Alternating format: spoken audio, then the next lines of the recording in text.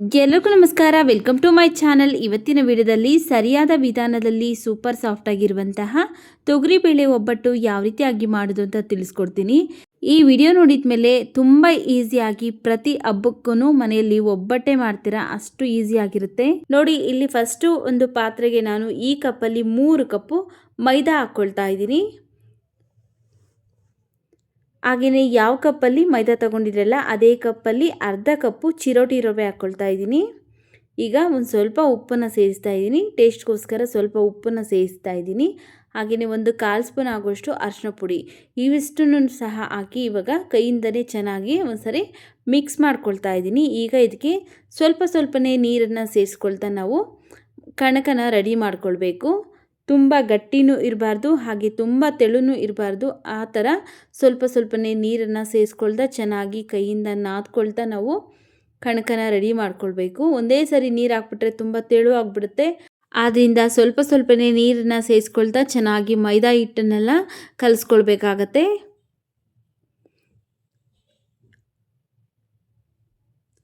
ನೋಡಿ, ಈ ಥರ ಮೈದಾ ಹಿಟ್ಟನ್ನೆಲ್ಲ ಚೆನ್ನಾಗಿ ಕಲಿಸ್ಕೊಂಡಿದ್ದೀನಿ. ತುಂಬ ತೆಳುನೂ ಇಲ್ಲ, ಹಾಗೆಯೇ ತುಂಬ ಗಟ್ಟಿನೂ ಇಲ್ಲ, ಕರೆಕ್ಟಾಗಿ ಇದೆ.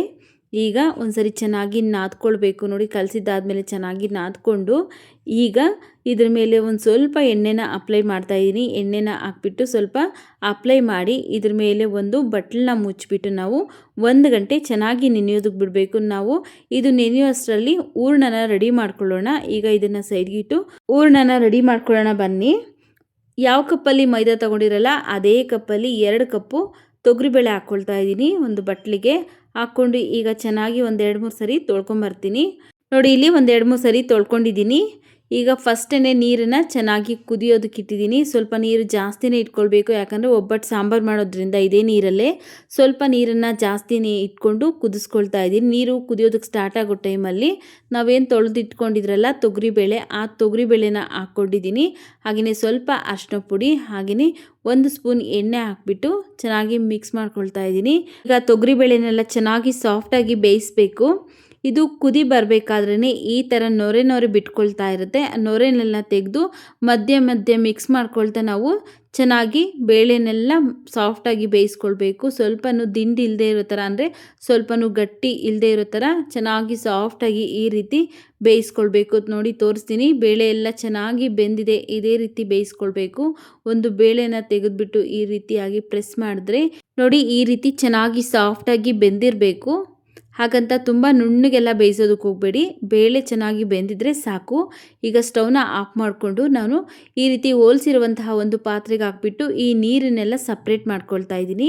ನೀರನ್ನೆಲ್ಲ ಸಪ್ರೇಟ್ ಮಾಡಿಕೊಂಡು ಇದರಲ್ಲಿ 1 ಸೌಟ ಆಗುವಷ್ಟು ಬೇಳೆನ ಸೈಡ್ಗೆ ಎತ್ತಿಟ್ಕೊಳ್ತೀನಿ, ಒಬ್ಬಟ್ಟು ಸಾರು ಮಾಡೋದಕ್ಕೋಸ್ಕರ. ಹಾಗೆಯೇ ಈ ನೀರನ್ನು ಚೆಲ್ಲಬಾರ್ದು, ಇದನ್ನು ಹಾಗೆಯೇ ಇಟ್ಟು ಒಬ್ಬಟ್ಟು ಸಾರು ಮಾಡ್ಕೊಳ್ಳೋದು. ಆದ್ದರಿಂದ ಇದನ್ನು ಸೈಡ್ಗೆ ಇಟ್ಟು ಫಸ್ಟೇ ಏನು ಬೇಯಿಸ್ಕೊಂಡಿದ್ರಲ್ಲ ಬೇಳೆ, ಅದೇ ಪಾತ್ರೆಗೆ ಈ ಬೇಯಿಸಿರುವಂತಹ ಬೇಳೆನೂ ಸಹ ಹಾಕ್ಕೊಳ್ತಾ ಇದ್ದೀನಿ. ಹಾಗೆಯೇ ಇದಕ್ಕೆ ಯಾವ ಕಪ್ಪಲ್ಲಿ ಮೈದಾ ತೊಗೊಂಡಿದ್ರಲ್ಲ ಅದೇ ಕಪ್ಪಲ್ಲಿ 1.5 ಕಪ್ಪು ಬೆಲ್ಲನ ಹಾಕ್ಕೊಳ್ತಾ ಇದ್ದೀನಿ. ನಿಮ್ಗೇನಾದರೂ ಇನ್ನು ಸ್ವಲ್ಪ ಸ್ವೀಟ್ ಜಾಸ್ತಿ ಬೇಕು ಅಂದರೆ 2 ಕಪ್ ಹಾಕ್ಕೊಳ್ಬೋದು. ನಾನಿಲ್ಲಿ 1.5 ಕಪ್ ಬೆಲ್ಲ ಸೇರಿಸಿದ್ದೀನಿ. ಹಾಗೆಯೇ 1 ಕಪ್ಪು ಹಸಿ ಕೊಬ್ಬರಿ ತುರಿ ಹಾಕ್ಕೊಳ್ತಾ ಇದ್ದೀನಿ. ಹಸಿ ಕೊಬ್ಬರಿ ಬದಲಾಗಿ ನೀವು ಒಣಗಿರುವಂತಹ ಕೊಬ್ಬರಿ ತುರಿನೂ ಹಾಕ್ಕೊಳ್ಬೋದು. ಹಾಗೆಯೇ ಒಂದು ಅರ್ಧ ಸ್ಪೂನ್ ಆಗೋಷ್ಟು ಏಲಕ್ಕಿ ಪೌಡರ್ನ ಸೇರಿಸ್ತಾ ಇದ್ದೀನಿ. ಈಗ ಇವಿಷ್ಟನ್ನು ನಾವು ಚೆನ್ನಾಗಿ ಕುದಿಸ್ಕೊಳ್ಬೇಕು. ಬೆಲ್ಲ ಎಲ್ಲ ಚೆನ್ನಾಗಿ ಕರಗೋವರೆಗೂ ಸ್ಟವ್ವಿನ ಮೀಡಿಯಮ್ ಫ್ಲೇಮಲ್ಲಿ ಇಟ್ಕೊಂಡು ಮಿಕ್ಸ್ ಮಾಡ್ಕೊಳ್ತಾ ಚೆನ್ನಾಗಿ ಕುದಿಸ್ಕೊಳ್ಬೇಕು. ಬೆಲ್ಲ ಪೂರ್ತಿಯಾಗಿ ಕರಗಬೇಕು. ನೋಡಿ, ಇಲ್ಲಿ ಬೆಲ್ಲ ಪೂರ್ತಿಯಾಗಿ ಕರಗಿದೆ. ಈಗ ಇದು ರೆಡಿ ಆಗಿದೆ. ಸ್ಟವ್ನ ಆಫ್ ಮಾಡ್ಕೊಳ್ತೀನಿ. ಸ್ಟವ್ನ ಆಫ್ ಮಾಡಿಕೊಂಡು ಕೆಳಗಡೆ ಇಟ್ಟು ಇದು ಪೂರ್ತಿಯಾಗಿ ತಣ್ಣಗಾಗಬೇಕು. ಅಲ್ಲಿವರೆಗೂ ಸ್ವಲ್ಪ ಬಿಸಿ ಎಲ್ಲ ಚೆನ್ನಾಗಿ ಆರಿಸ್ಕೊಳ್ತೀನಿ. ನಾವು ಮಿಕ್ಸಿ ಜಾರಲ್ಲಿ ರುಬ್ಕೊಳ್ಳೋದ್ರಿಂದ ಚೆನ್ನಾಗಿ ಪೂರ್ತಿಯಾಗಿ ತಣ್ಣಗಾಗಬೇಕು. ನೋಡಿ, ಇಲ್ಲಿ ಪೂರ್ತಿಯಾಗಿ ಚೆನ್ನಾಗಿ ತಣ್ಣಗಾಗಿದೆ. ಈಗ ಒಂದು ಮಿಕ್ಸಿ ಜಾರ್ಗೆ ಹಾಕ್ಕೊಳ್ಳೋಣ ಬನ್ನಿ. ಮಿಕ್ಸಿ ಜಾರಲ್ಲಿ ಎಷ್ಟು ರುಬ್ಬೋದಕ್ಕಾಗುತ್ತಲ್ಲ ಅಷ್ಟು ಈ ಬೇಳೆನ ಹಾಕ್ಕೊಳ್ಬೇಕು. ಸ್ವಲ್ಪ ನಿಧಾನವಾಗಿ ಮಿಕ್ಸಿ ಆಫು ಆನು ಮಾಡ್ಕೊಳ್ತಾ ರುಬ್ಕೊಳ್ಬೇಕು, ನುಣ್ಣಗೆ ರುಬ್ಕೊಳ್ಬೇಕು. ನೀರೆಲ್ಲ ಸೇರಿಸೋದಕ್ಕೆ ಹೋಗಬೇಡಿ, ನೀರೇನು ಸೇರಿಸ್ದೇ ಬರೀ ಬೇಳೆನಷ್ಟೇ ಈ ರೀತಿ ನುಣ್ಣಗೆ ರುಬ್ಕೊಳ್ಬೇಕು. ಈಗ ನೋಡಿ, ಈ ರೀತಿಯಾಗಿ ಹೂರ್ಣ ರೆಡಿ ಆಗಿದೆ. ಈಗ ಉಳಿದಿರುವಂತಹ ಬೇಳೆನೂ ಸಹ ಇದೇ ರೀತಿಯಾಗಿ ರುಬ್ಕೊಂಡಿದ್ದೀನಿ. ನೋಡಿ, ಈಗ ಹೂರ್ಣ ಕರೆಕ್ಟಾಗಿ ರೆಡಿಯಾಗಿದೆ. ನೀರೇನು ಸೇರಿಸ್ದೇ ಈ ರೀತಿ ನುಣ್ಣಗೆ ರುಬ್ಕೊಳ್ಬೇಕು. ಬನ್ನಿ ಈಗ ಒಬ್ಬಟ್ಟು ಮಾಡ್ಕೊಳ್ಳೋಣ. ಫಸ್ಟೇ ಏನು 1 ಗಂಟೆ ಮುಂಚೆನೇ ನೆನೆಯೋದಕ್ಕೆ ಇಟ್ಟಿದ್ರಲ್ಲ ಮೈದಾ, ಆ ಮೈದಾ ಎಲ್ಲ ಚೆನ್ನಾಗಿ ನೆಂದಿದೆ. ಈಗ ಕೈಗೆ ಸ್ವಲ್ಪ ಎಣ್ಣೆನ ಅಪ್ಲೈ ಮಾಡಿಕೊಂಡು ಚೆನ್ನಾಗಿ ಒಂದ್ಸರಿ ನಾದ್ಕೊಳ್ಬೇಕು. ನಾವು ಎಷ್ಟು ಚೆನ್ನಾಗಿ ಈ ಮೈದಾನ ನೆನೆಸ್ತಿರಲ್ಲ ಅಷ್ಟು ಚೆನ್ನಾಗಿ ಸಾಫ್ಟಾಗಿ ಒಬ್ಬಟ್ಟು ರೆಡಿ ಆಗುತ್ತೆ. ನೋಡಿ ಒಂದ್ಸರಿ ಚೆನ್ನಾಗಿ ನಾದ್ಕೊಳ್ಬೇಕು.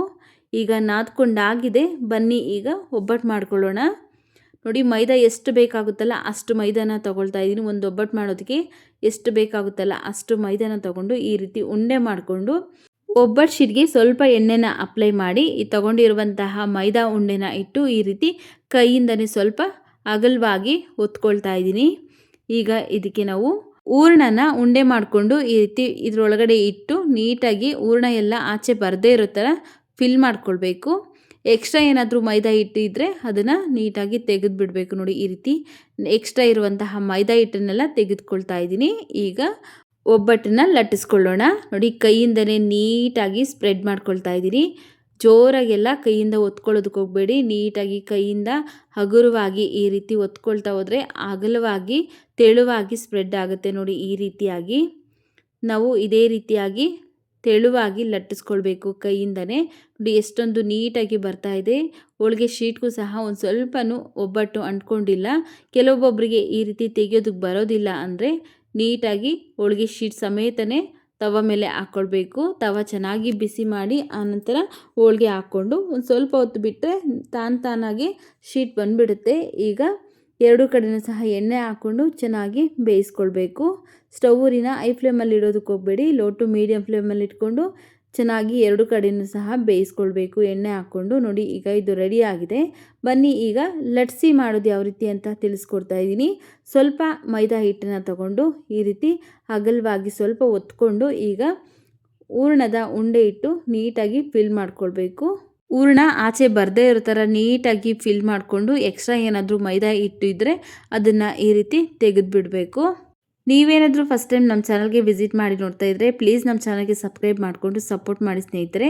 ನೋಡಿ ಮೈದಾನ ಕೈಯಿಂದ ಸ್ವಲ್ಪ ಸ್ಪ್ರೆಡ್ ಮಾಡಿಕೊಂಡು ಲಟ್ಟಣಿಗೆಗೆ ಸ್ವಲ್ಪ ಎಣ್ಣೆನ ಅಪ್ಲೈ ಮಾಡಿಕೊಂಡು ಈ ರೀತಿ ನಿಧಾನವಾಗಿ ಹಗುರವಾಗಿ ತೆಳುವಾಗಿ ಲಟ್ಟಿಸ್ಕೊಳ್ಬೇಕು. ನಿಮಗೆ ಯಾವ ರೀತಿಯಾಗಿ ಈಸಿ ಅನಿಸುತ್ತೋ ಕೈಯಿಂದ ಬೇಕಾದ್ರೂ ಲಟ್ಟಿಸ್ಕೊಳ್ಬೋದು ಅಥವಾ ಈ ರೀತಿ ಲಟ್ಟಣಿಗೆಯಿಂದ ಬೇಕಾದರೂ ಲಟ್ಟಿಸ್ಕೊಳ್ಬೋದು. ಆದರೆ ಲಟ್ಟಣಿಗೆಗೆ ಸ್ವಲ್ಪ ಎಣ್ಣೆನ ಅಪ್ಲೈ ಮಾಡಿಕೊಂಡು ಲಟ್ಟಿಸ್ಕೊಳ್ಬೇಕಾಗತ್ತೆ. ನಿಧಾನವಾಗಿ ಈ ರೀತಿ ಲಟ್ಟಿಸ್ಕೊಂಡ್ರೆ ಎಷ್ಟು ತೆಳುವಾಗಿ ಬೇಕು ಅಷ್ಟು ತೆಳುವಾಗಿ ಹೋಳಿಗೆನ ಮಾಡ್ಕೊಳ್ಬೋದು. ನೋಡಿ ಈಗ ಇದು ಲಟ್ಟಿಸ್ಕೊಂಡಾಗಿದೆ. ಬನ್ನಿ ಈಗ ಹೋಳಿಗೆನ ಬೇಯಿಸ್ಕೊಳ್ಳೋಣ. ತವ ಚೆನ್ನಾಗಿ ಬಿಸಿಗಿಟ್ಟು ನಂತರ ಸ್ಟವ್ವಿನ ಮೀಡಿಯಮ್ ಫ್ಲೇಮಲ್ಲಿಟ್ಟು ಹೋಳಿಗೆ ಶೀಟ್ ಸಮೇತನೇ ಈ ತವ ಮೇಲೆ ಹಾಕ್ಕೊಂಡಿದ್ದೀನಿ. ಸ್ವಲ್ಪ ಬಿಸಿ ಆದಮೇಲೆ ನೀಟಾಗಿ ಹೋಳಿಗೆ ಶೀಟ್ ಎಲ್ಲ ಬಿಟ್ಕೊಂಡ್ಬಿಡುತ್ತೆ. ಈಗ ಇದ್ರ ಮೇಲೆ ಎಣ್ಣೆ ಅಥವಾ ತುಪ್ಪ ಹಾಕ್ಕೊಂಡು ಎರಡು ಕಡೆಯೂ ಸಹ ಚೆನ್ನಾಗಿ ಬೇಯಿಸ್ಕೊಳ್ಬೇಕು. ನೀವು ಸಹ ಇದೇ ಥರ ಮಾಡಿ ಪರ್ಫೆಕ್ಟಾಗಿ ತೊಗರಿಬೇಳೆ ಒಬ್ಬಟ್ಟನ್ನ ಮಾಡ್ಕೊಳ್ಬೋದು. ನೋಡಿ ಈಗ ಒಬ್ಬಟ್ಟು ರೆಡಿ ಆಗಿದೆ. ನೋಡಿದ್ರಲ್ಲ ಎಷ್ಟು ಸಿಂಪಲ್ಲಾಗಿ ಮತ್ತು ಸಾಫ್ಟಾಗಿರುವಂತಹ ಒಬ್ಬಟ್ಟು ಯಾವ ರೀತಿ ಮಾಡೋದು ಅಂತ. ವಿಡಿಯೋ ಇಷ್ಟ ಆಗಿದ್ರೆ ವಿಡಿಯೋಗೆ ಲೈಕ್ ಮಾಡಿ, ವಿಡಿಯೋವನ್ನು ಶೇರ್ ಮಾಡಿ, ನಮ್ಮ ಚಾನಲ್ಗೆ ಸಬ್ಸ್ಕ್ರೈಬ್ ಮಾಡಿ ಸಪೋರ್ಟ್ ಮಾಡಿ.